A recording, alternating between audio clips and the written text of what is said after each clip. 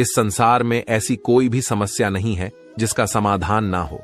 हर समस्या का समाधान है, कोई ना कोई रास्ता है, बस आपको ढूंढना पड़ेगा। महाभारत युद्ध के 17वें दिन का सूर्यास्त होने ही वाला था।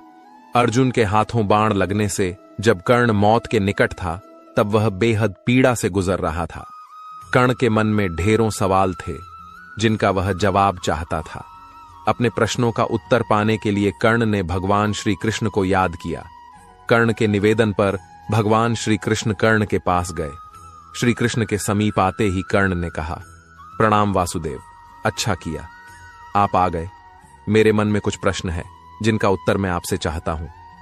भगवान श्री कृष्ण करुणा भरे स्वर में बोले, हे प्रिय भ्राता कर्ण, आपको इस हालत में देख मेरा मन विचलित हो रहा है। बहुत पीड़ा हो रही होगी ना। मित्र, तुम्हें भगवान कृष्ण की बातें सुनकर कर्ण मुस्कुरा दिए। भगवान कृष्ण ने कहा, पूछो राधे, क्या पूछना चाहते हो। कर्ण ने भगवान से कहा, हे वासुदेव, मेरे दुर्भाग्य की सीमाओं को क्या आप माप सकते हैं। मैं सूर्य पुत्र राधे कर्ण के नाम से जाना जाता हूं। मैं कुंती पुत्र कर्ण राधे के नाम से जाना जाता हूं। मैं कुलीन युधिष्ठिर शक्तिशाली भीम शूरवीर अर्जुन सुंदर नकुल और बुद्धिमान सहदेव का ज्येष्ठ भ्राता कर्ण राधे के नाम से जाना जाता हूं। सारा संसार मुझे सूत पुत्र कहता रहा और मैं सुनता रहा। तनिक सोचिए वासुदेव, तनिक सोचिए, तनिक मेरी पीड़ा को समझने का प्रयत्न कीजिए। भगवान कृष्ण कर्ण के और पास गए और बोले, हे राधे, आज जो भी बोलना है जी भरकर बोलिए। कर्ण बोला, हे माधव, जन्म देते ही मुझे मेरी मां ने त्याग दिया क्योंकि मैं माता के विवाह से पूर्व जन्मा था। परंतु एक अवैध पुत्र के रूप में जन्म लेने में मेरा क्या अपराध था। गुरु द्रोणाचार्य ने मुझे शिक्षा देने से मना कर दिया क्योंकि मैं एक सूत पुत्र था। क्षत्रिय होते हुए भी मैं क्षत्रिय नहीं था। जीवन भर मैं इस बोझ को ढोता रहा, परंतु इसमें मेरा क्या अपराध था। भगवान परशुराम ने मुझे उपहार स्वरूप शिक्षा तो दी, परंतु अभिशाप स्वरूप श्राप भी दिया कि जिस वक्त इस विद्या की मुझे सबसे अधिक आवश्यकता होगी, उस वक्त मैं उस विद्या को भूल जाऊंगा। अब बोलो केशव, इसमें मेरा क्या दोष था। एक बार जब मैं अपने शब्द भेदी बाण की विद्या का अभ्यास कर रहा था, तब मेरा तीर गलती से एक बछड़े को लग गया और बछड़े की मृत्यु हो गई, जो बस एक दुर्घटना मात्र थी। मेरे बार बार माफी मांगने पर भी बछड़े के स्वामी ने मुझे श्राप दिया कि असहाय अवस्था में मेरी भी मृत्यु होगी, जबकि इस दुर्घटना में भी मेरा कोई दोष नहीं था। परंतु फिर भी मुझे उस श्राप का कष्ट भोगना पड़ा। हे माधव, दुर्घटना किसी से भी हो सकती है, इसमें मेरा क्या अपराध था। इतना ही नहीं, द्रौपदी के स्वयंवर में भी मेरा अपमान हुआ क्योंकि मैं एक सूत पुत्र था। क्या सूत पुत्र होना मेरा स्वयं का चुनाव था। परिस्थितियों ने मुझे सूत पुत्र बनाया था, इसमें मेरा क्या अपराध था। कर्ण ने आगे कहा, हे केशव, आज जो कुछ भी मुझे प्राप्त हुआ है वह दुर्योधन से ही प्राप्त हुआ है। यदि मैं उसकी तरफ से लड़ा तो मैं गलत कैसे हुआ। कर्ण के इन प्रश्नों को सुनने के बाद भगवान श्री कृष्ण बोले, हे भ्राता कुंती पुत्र कर्ण, इतना भी दुखी मत हो। अब मेरी भी कहानी सुन लो। मेरा जन्म कारागार में हुआ।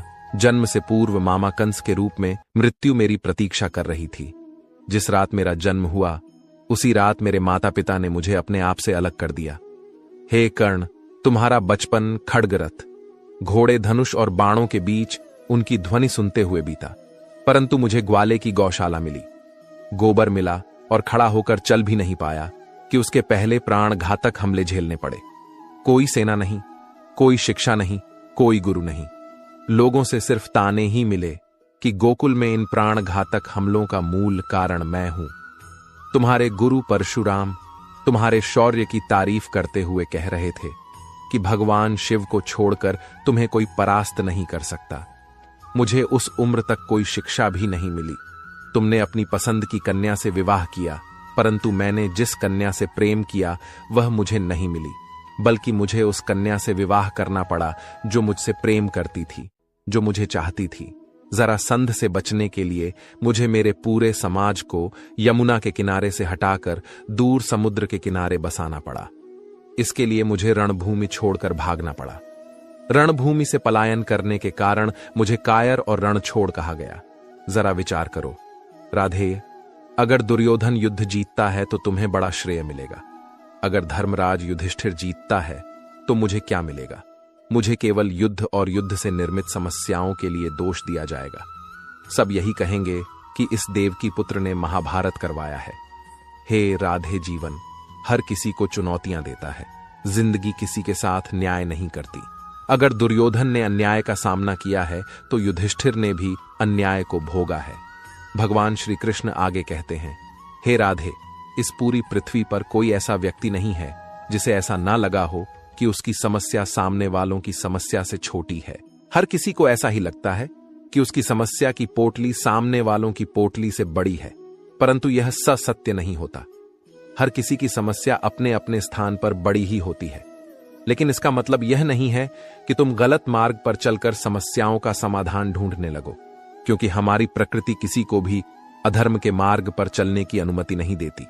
और अगर कोई अपनी समस्याओं का समाधान पाने के लिए अधर्म के मार्ग पर चलेगा तो उसका हश्र तुम्हारे जैसा ही होगा। कर्ण अपने जीवन से बहुत दुखी था। उसे लगता था कि उसका जीवन बेहद ही अधिक कष्टों में बीता है। परंतु जब भगवान श्री कृष्ण ने अपने जीवन की तुलना कर्ण के जीवन से की, तब कर्ण को समझ आया कि कृष्ण की समस्याओं के सामने उसकी समस्या कुछ भी नहीं है। अंत समय में कर्ण भगवान श्री कृष्ण का ज्ञान सुनकर बेहद तृप्त महसूस कर रहा था और शांत मन से कर्ण ने अपने प्राणों को त्याग दिया।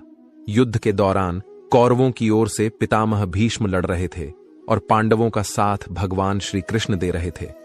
बहुत भयंकर युद्ध चल रहा था। कौरवों की सेना में हाहाकार मच जाता। जब अर्जुन का बाण चलता था, रोज शाम को जब युद्ध समाप्त होता तो सब अपने अपने शिविरों में लौट आते थे। पितामह भीष्म भी अपने शिविर में पहुंचते थे और जब भी वे वहां पहुंचते थे, वहां दुर्योधन उन पर आरोप लगाने के लिए तैयार रहता था। दुर्योधन उनसे कहता था, पितामह, मुझे लगता है आप पूरी ताकत के साथ युद्ध ही नहीं कर रहे हैं। ऐसा लगता है आप हमारी तरफ से नहीं बल्कि उन पांडवों की तरफ से युद्ध कर रहे हैं। आप पांडवों का वध क्यों नहीं कर रहे हैं? रोज शाम के दुर्योधन यही आरोप पितामह पर लगाता। एक दिन पितामह भीष्म युद्ध के बाद जब अपने शिविर में पहुंचे तो दुर्योधन ने आते ही उन पर आरोप लगाना शुरू कर दिया। पितामह भीष्म भी अब तंग आ चुके थे और उन्होंने गुस्से में प्रतिज्ञा ले ली, मैं गंगा पुत्र भीष्म कल युद्ध भूमि में उतरूंगा और पांडवों का वध करूंगा। इस धरती को निष्पाप कर दूंगा। जैसे ही भीष्म पितामह ने यह प्रतिज्ञा ली, दुर्योधन खुश होने लगा और अपने भाइयों को बताने लगा कि कल युद्ध समाप्त हो जाएगा। कल तो पितामह पांडवों का वध कर दें तो कोई भी नहीं बचेगा, हमारे दुश्मन नहीं बचेंगे। जब यही बात पांडवों के शिविरों में पहुंची और पांडवों की पत्नी द्रौपदी को यह बात पता चली तो उसे अनर्थ होने की आशंका हुई। द्रौपदी भगवान कृष्ण के पास पहुंची और बोली, सखा, हमें बचाइए, मेरे पतियों पर संकट आ गया है। पितामह भीष्म ने प्रतिज्ञा ले ली है कि वह पांडवों का वध करेंगे। इस समस्या का समाधान कीजिए। गोविंद, आपकी ही वजह से यह सारा युद्ध हो रहा है। भगवान कृष्ण ने द्रौपदी को समझाया कि यह युद्ध मेरी वजह से नहीं हो रहा, यह युद्ध हो रहा है हर किसी के अपने कर्म की वजह से। और रही बात समस्या के समाधान की, तो समस्या का समाधान जरूर मिलेगा। भगवान कृष्ण ने द्रौपदी को समाधान बताते हुए कहा कि चलो भीष्म पितामह के शिविर में चलते हैं। भगवान श्री कृष्ण शिविर के बाहर रहे और द्रौपदी को अंदर भेजा। वहां पर भीष्म पितामह ध्यान में थे। वहां जाकर द्रौपदी ने भीष्म पितामह को प्रणाम किया। जैसे ही द्रौपदी ने प्रणाम पितामह कहा, भीष्म पितामह ने बिना देखे ही कहा, अखंड सौभाग्यवती भव। जब उन्होंने देखा कि सामने द्रौपदी खड़ी हुई है तो वह संकट में पड़ गए। भीष्म पितामह ने द्रौपदी से कहा, पुत्री, तुमने मुझसे यह क्या अनर्थ करवा दिया? थोड़ी देर पहले ही मैंने प्रतिज्ञा ले ली कि मैं पांडवों का वध करूंगा और अब मैंने अपने ही वचन से आशीर्वाद दे दिया। अखंड सौभाग्यवती भव, मैं तो बड़े धर्म संकट में पड़ गया हूं। यह तुमसे किसने करवाया है? तुम तो यह नहीं कर सकती। ने कहा, आप ठीक कह रहे हैं पितामह, यह श्री कृष्ण ने करवाया है। भीष्म पितामह ने भगवान कृष्ण को अंदर बुलवाया और प्रणाम करके बोले, हे वासुदेव, तुमने यह मुझसे क्या करवा दिया? मेरी प्रतिज्ञा को मेरे ही वचन से तुड़वा दिया। मेरी समस्या का समाधान कीजिए। श्री कृष्ण ने कहा, पितामह, आपको खुद मालूम है कि आपकी समस्या का समाधान क्या है। अब भीष्म पितामह ने पांडवों को बुलवाया। पांडवों से पितामह भी भीष्म ने यह वचन ले लिया कि मेरी बात तुम्हें माननी होगी। पांडवों ने कहा, ठीक है पितामह। फिर पितामहन ने अर्जुन से कहा, अर्जुन, कल तुम मेरा वध करोगे। अर्जुन ने कहा, मैं आपका वध कैसे कर सकता हूं पितामह। पितामह भीष्म ने कहा, वत्स, कल तुम्हें मेरे प्राण लेने होंगे और यह काम तुम्हें करना ही होगा। अर्जुन ने कहा, जो आज्ञा पितामह, लेकिन मैं आपका वध कैसे कर सकता हूं? आपको तो इच्छा मृत्यु का वरदान। भीष्म पितामह ने कहा, तुम बात तो ठीक कह रहे हो। जब मैं अपनी पूरी ताकत से लड़ूंगा तो महादेव के अतिरिक्त मुझे कोई और परास्त नहीं कर सकता। लेकिन एक युक्ति है जिससे तुम बच सकते हो। तुम मेरे सामने युद्ध भूमि में किसी नारी को लेकर आ जाओ। पांडवों ने कहा, पितामह, युद्ध भूमि में नारी कैसे आएगी? पितामह ने कहा, अब यह सब वासुदेव पर छोड़ दो। अर्जुन दूसरे दिन युद्ध में अपने रथ पर शिख को लेकर आया और पितामह को बाणों की शैया पर लिटा दिया। भीष्म प्रतिज्ञा भी नहीं टूटी और पांडव भी बच गए। दोस्तों, यह छोटी सी कहानी बहुत बड़ी बात सिखाती है। पहली बड़ी बात सिखाती है कि जिंदगी में संस्कार सबसे बड़ी चीज है। हमें अपने संस्कार नहीं भूलना चाहिए, क्योंकि संस्कार जिंदा रहेंगे तो हम जिंदा रहेंगे। और यही काम कौरवों की पत्नियां कर देती तो शायद कौरव भी जिंदा रह सकते थे। और दूसरी बड़ी बात कि जिंदगी में हर समस्या का समाधान है। इतने बड़े बड़े संकट आए, लेकिन महाभारत में हर संकट का समाधान होता चला गया। दोस्त, जीवन बहुत सुंदर है, इसे और सुंदरमय बनाओ। मन ऐसा रखो कि किसी को बुरा ना लगे, दिल ऐसा रखो कि किसी को दुखी ना करें, स्पर्श ऐसा रखो कि किसी को दर्द ना हो, और रिश्ता ऐसा रखो कि उसका अंत ना हो। इंसान बड़ा हुआ तो बचपन भूलता है, शादी हुई तो माता पिता को भूलता है, बच्चे हुए तो भाई बहनों को भूलता है, अमीर हुआ तो गरीब को भूलता है, और जब वृद्ध होता है तो भूला हुआ सब याद करके रोता है। ऊंचा उठने के लिए पंखों की आवश्यकता पक्षियों को पड़ती है। मनुष्य जितना विनम्रता से झुकता है उतना ही ऊपर उठता है। बुराई को खुद में ढूंढो और अच्छाई को दूसरों में तलाश करो। यही असली कमाई है जो आपके साथ जाएगी। ना फिसल इस उम्मीद में कि कोई तुम्हें उठा लेगा। सोचकर मत कूदो दरिया में कि कोई तुम्हें बचा लेगा। ये दुनिया तो एक अड्डा है तमाश बनों का। अगर देखा तुम्हें मुसीबत में तो हर कोई यहां मजा लेगा। संसार का सबसे सुरक्षित बीमा है परमात्मा पर भरोसा। बस याद करें और अच्छे कर्मों की किस्त भरते रहे।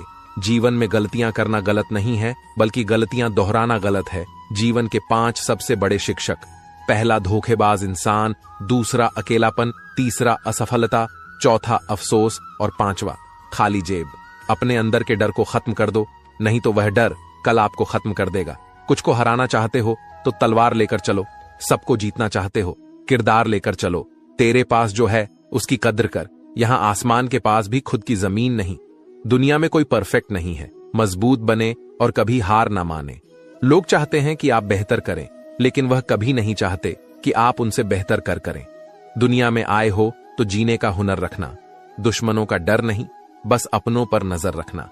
किसी को इतना महत्व नहीं देना चाहिए कि वह हमारे चेहरे से मुस्कान ही छीन ले लिया सांपों को। यह कहकर सपेरे ने हर इंसान को डसने के लिए इंसान ही काफी है। परफेक्ट जोड़ी सिर्फ जूतों की होती है, बाकी सब वहम है। नाकामी यह नहीं कि आप गिर जाएं, बल्कि नाकामी यह है कि आप दोबारा उठने से कर्द मां की तरह कोई ख्याल रख पाए। यह तो बस ख्याल ही हो सकता है। साहिल पर बैठे यूं सोचते हैं, आज कौन ज्यादा मजबूर है, यह किनारा जो चल नहीं सकता या वह लहर जो ठहर नहीं सकती। चिंता, कर्ज और प्रेम कोई जानबूझकर नहीं करता, समय और परिस्थितियों के अनुसार हो जाता है। शिक्षा कहीं से भी प्राप्त कर सकते हैं, लेकिन संस्कार हमेशा घर से ही मिलते हैं। दिमाग सबके पास है, चालाक करनी है या ईमानदारी सब संस्कारों पर निर्भर करता है। जिंदगी निकल जाती है ढूंढने में कि ढूंढना क्या है, और अंत में तलाश सिमट जाती है इस सुकून में कि जो मिला वह भी कहां साथ लेकर जाना है। उम्र के साथ दृष्टि भले ही कमजोर हो जाए, पर बहुत कुछ स्पष्ट नजर आने लगता है। समस्या जब अपनों से हो तब समाधान खोजना चाहिए, न्याय नहीं। न्याय में एक खुश होता है और दूसरा नाराज, जबकि समाधान में दोनों खुश होते हैं। खुशी का पहला उपाय, पुरानी बातों को ज्यादा ना सोचा जाए।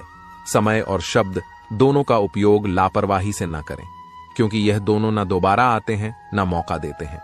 वाणी की मिठास से किसी के मन को समझना बहुत ही मुश्किल है। जब धन कमाते हैं तो घर में चीजें आती हैं, लेकिन जब किसी से दुआएं कमाते हैं तो धन के साथ खुशी, सेहत और प्यार भी आता है। हमेशा अपनी बात कहने का अंदाज खूबसूरत रखो ताकि जवाब भी खूबसूरत सुन सको। आपकी जिंदगी के महंगे सबक अक्सर सस्ते लोग ही देकर जाते हैं। खूबसूरती दिल और जमीर में होनी चाहिए। लोग बेवजह शक्ल और कपड़ों में टटोल हैं। कोशिश करो कि जिंदगी का हर लम्हा अच्छे से अच्छा गुजरे, क्योंकि जिंदगी नहीं रहती मगर अच्छी यादें हमेशा जिंदा रहती हैं। क्षमा गलतियों की होती है, धोखे की नहीं। नटखट तो बचपन होता है, बाद में नट तो ढीले होकर गिर जाते हैं और रह जाती है सिर्फ खटखट। कभी मायूस मत होना दोस्त, जिंदगी अचानक कहीं से भी अच्छा मोड़ ले सकती है।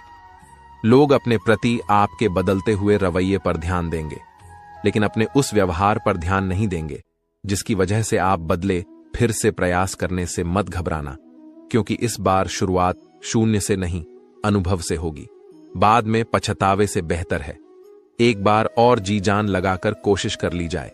हैसियत का कभी अभिमान मत करना। उड़ान जमीन से शुरू होकर जमीन पर ही समाप्त होती है। शरीर की हिफाजत धन से भी अधिक करनी चाहिए, क्योंकि शरीर बिगड़ने के बाद धन भी उसकी हिफाजत नहीं कर सकता। दुआएं करवाई नहीं जाती, ली जाती हैं। किसी के मुश्किल वक्त में साथ देकर और किसी की मुस्कुराहट की वजह बनकर। दूध, दही, छाछ, मक्खन, घी सब एक ही वंश के हैं, फिर भी सबकी कीमत अलग है, क्योंकि श्रेष्ठता जन्म से नहीं बल्कि अपने कर्म, कला और गुणों से प्राप्त होती है। वह गलतियां बहुत दर्द देती हैं, जिनकी माफी मांगने का वक्त निकल चुका हो। बहुत गुरूर था, छत को छत होने का एक मंजिल और बनी, छत फर्श हो गई। बेईमानी की जीत से सच्चाई की हार अच्छी है। जिंदगी में जो होता है अच्छे के लिए होता है। कोई भी बिछड़ जाए आपसे तो समझो उससे बेहतर कोई और होता है। अपनी कमियों को केवल हम ही दूर कर सकते हैं और कोई नहीं। बाकी सब तो इसका फायदा उठाना जानते हैं। दुनिया में सुख एक ऐसी चीज है जिसको अमीर आज तक खरीद नहीं सके। कुछ तो फूंक की भी कीमत है, वरना बांसुरी तो बहुत सस्ती मिलती है। जिंदगी का एक यही उसूल है कि वह भी एक दिन रोता है जो दूसरों को रुलाता है। पहले जैसा रंग नहीं है। जीवन की रंगोली में जाने कितना जहर भरा है। अब लोगों की बोली में बांटना है तो हंसी बांट लो। आंसू तो सबके पास है। हर किसी को जिंदगी दो तरीके से जीनी चाहिए। पहला जो हासिल है उसे पसंद करना सीख लो, और दूसरा पसंद है उसे हासिल करना। जमीन और किस्मत एक जैसी होती है। इंसान जो बोता है उसे वैसा ही फल मिलता है। जैसे दिन ढलता है वैसे ही जिंदगी भी धीरे धीरे ढलती जाती है। इसलिए हरदम खुश होकर जियो। माफी मांगने वाले हमेशा गलत नहीं होते। कुछ लोग झुक जाते हैं ते बचाने के लिए। जब रिश्तों में जिद और मुकाबला आ जाए तो यह दोनों जीत जाते हैं, सिर्फ रिश्ता हार जाता है। सफाई वहां देनी चाहिए जहां उसे सुनने और समझने वाला एक खुला दिमाग हो। अगर किसी ने आपको गलत मान लिया है तो उस पर सफाई देने का मतलब खुद को खुद की नजरों में गिराना है। किसी से दोस्ती ऐसे निभाओ कि देखकर आपके दुश्मन भी यह कहे कि काश हम भी इनके दोस्त होते। दुनिया में बहुत कम ही लोग आपका दुख समझते हैं। बाकी सब तो सिर्फ कहानी सुनना पसंद करते हैं। तकलीफ होने पर जो सबसे पहले याद आए वह जीवन का सबसे मूल्यवान व्यक्ति होता है।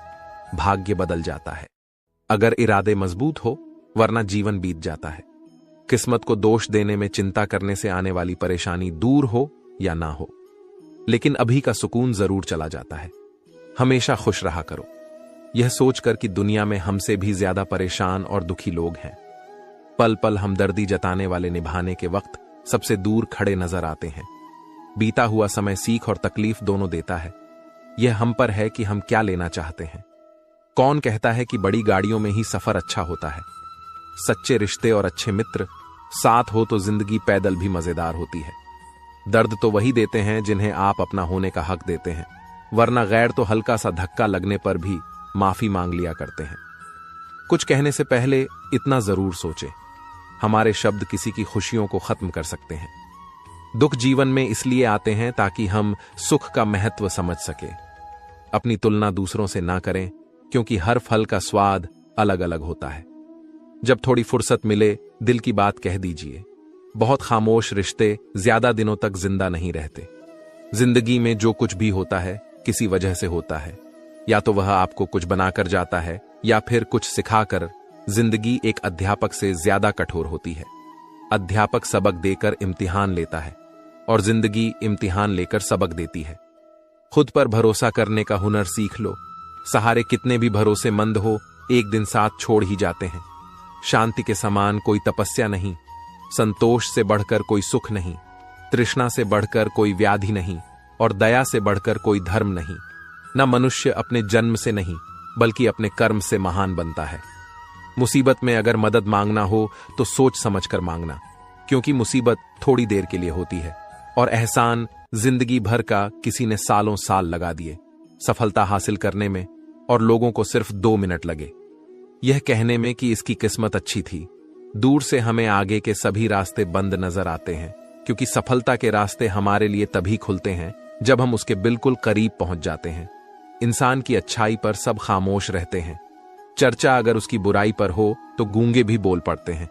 कदर किया करो उनकी, जो आपके बेरुखी व्यवहार के बाद भी आपसे प्यार से बात करते हैं। सलाह हारे हुए की, तजुर्बा जीते हुए का और दिमाग खुद का इंसान को कभी हारने नहीं देता। खुश रहना है तो अपनी जिंदगी के फैसले परिस्थिति को देख कर लें। दुनिया को देख कर लिए हुए फैसले हमेशा दुख ही देते हैं। अच्छे जरूर बने, पर साबित करने की कोशिश ना करें, क्योंकि जो इंसान सही होता है वह सही साबित करने में अपना समय व्यर्थ नहीं करता। ईश्वर की न्याय की चक्की थोड़ी धीमी जरूर चलती है, पर पिसती बहुत बारीक है। एक खाली बर्तन सबसे तेज आवाज करता है। इसी प्रकार सबसे कम बुद्धि वाले लोग ज्यादा डींगे हाँक हैं। यदि आपको किसी एक से